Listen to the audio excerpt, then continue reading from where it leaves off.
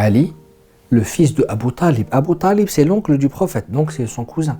C'est le premier enfant à être entré dans la religion de l'islam.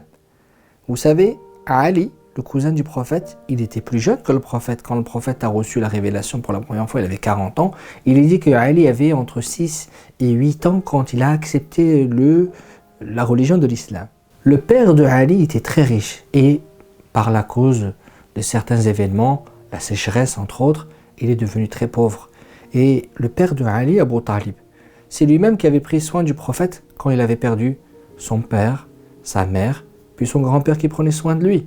Quand il est devenu pauvre et que le prophète de l'islam, donc le prophète n'était pas encore prophète à l'époque bien sûr, mais il a voulu rendre la beauté du geste de son oncle qui l'a élevé en quelque sorte, alors il lui a dit « Donne-moi Ali, je vais m'en occuper comme si c'était mon petit frère ou mon fils pour t'aider dans ta vie de tous les jours. » Et c'est ce qu'il a fait. Il y a un lien très fort entre Ali et Muhammad sallallahu alayhi wa sallam.